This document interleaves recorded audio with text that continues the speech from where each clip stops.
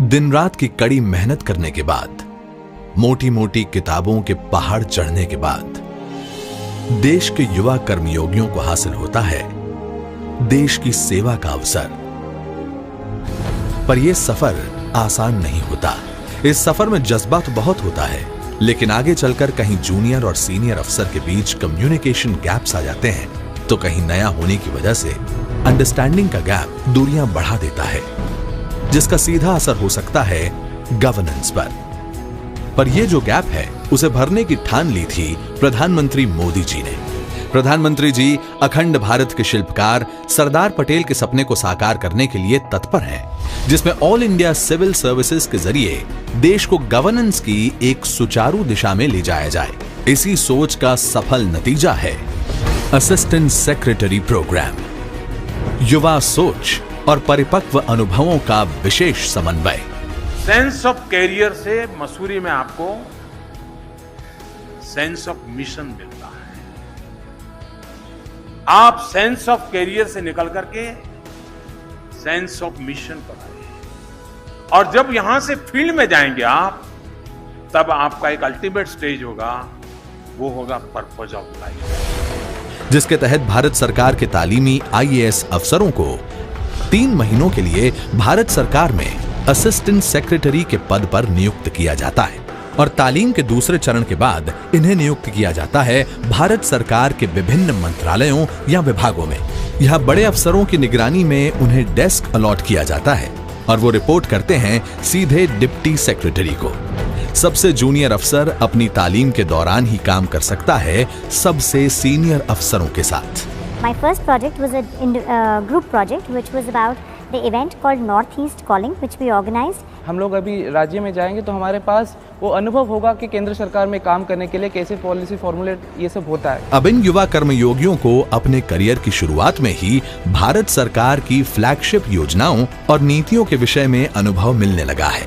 इन 3 महीनों में इन अफसरों को प्रत्यक्ष तालीम मिलने लगी है कि सरकार की नीतियां कैसे बनती हैं, किन विषयों को ध्यान में रखा जाता है, इनके पीछे क्या विजन रहा है, जिसके लिए इन असिस्टेंट सेक्रेटरीज को मंत्रालय और विभाग के फ्लैगशिप प्रोग्राम्स या इनिशिएटिव से सीधा जोड़ा जाता है। इस दौरान वो इम्प्लीमेंटेशन में आ रहे इश्यूज को पहचान कर जल्द से जल्द उनका सोल्यूशन लाना सीखते हैं। अब तक उन्हें मंत्रालय की फ्लैगशिप योजनाओं के साथ जोड़ा जाता था, पर इस बार उन्हें इन योजनाओं के साथ साथ ग्राम स्वराज अभियान, एस्पिरेशनल डिस्ट्रिक्ट और आयुष्मान भारत जैसे कार्यक्रमों के साथ भी जोड़ा जाएगा, जिसके अंतर्गत उन्हें पिछले 3 साल की बैच के असिस्टेंट सेक्रेटरीज के प्रोजेक्ट्स और इनिशिएटिव्स का मुआयना भी करना होता है, और साथ ही उन्हें उनका लॉजिकल कंक्लूजन भी देना होता है। देखते ही देखते इन युवा तालीमी अफसरों से देश के विकास के लिए नए और इनोवेटिव आइडियाज मिलने लगे हैं। This is also a launching pad for the kind of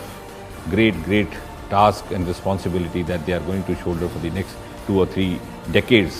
assistant secretary programme के तहत युवा अफसरों को अपनी पोस्टिंग के दौरान एक खास अवसर भी मिलता है। जिस विभाग में उनकी पोस्टिंग हुई है उसके लिए खास प्रोजेक्ट पर काम करने का अवसर, वो भी प्रोजेक्ट मेंटर की सीधी निगरानी में। तालीमी खुद इन प्रोजेक्ट्स को शुरू से अंत तक एग्जीक्यूट करते हैं। इन प्रोजेक्ट्स में से विशेष प्रोजेक्ट्स का चयन किया जाता है, जिनमें से सिलेक्टेड प्रोजेक्ट्स का प्रेजेंटेशन सीधा प्रधानमंत्री जी के समक्ष होता है, और आगे चलकर उनका संबंधित विभागों और मंत्रालयों द्वारा अमल भी किया जाता है। अब तक इस प्रक्रिया में 400 से अधिक सुझावों को मंत्रालयों एवं विभागों द्वारा स्वीकृत किया गया है। तभी तो 97% ऑफिसर्स ने इस प्रोग्राम के फीडबैक में कहा कि उन्हें फील्ड में असिस्टेंट सेक्रेटरी के अनुभव को उपयोग करने का अवसर प्राप्त हुआ। केवल तालीम से कहीं ज्यादा है ये प्रोग्राम। साल दर साल लगातार चलने वाली इस प्रक्रिया से देश के लिए तैयार हो रहा है एक नया टैलेंट पूल। देश को मिल रहे हैं बेहतर सर्विसमैन और चेंज एजेंट्स, जो अपने देश में स्वास्थ्य, शिक्षा, कृषि और जल संसाधन, फाइनेंशियल इंक्लूजन और स्किल डेवलपमेंट जैसी कई पहलों द्वारा आखिरी छोर के व्यक्ति तक पहुंचा रहे हैं विकास। आखिर देश की जरूरतों को इन युवा अफसरों से बेहतर कौन समझ सकता है? बस इनके हाथों में तजुर्बे की शक्ति रख दो, वो पूरे भारत को बदलने की ताकत रखते हैं, नया भारत बनाने की ताकत रखते हैं। जय हिंद।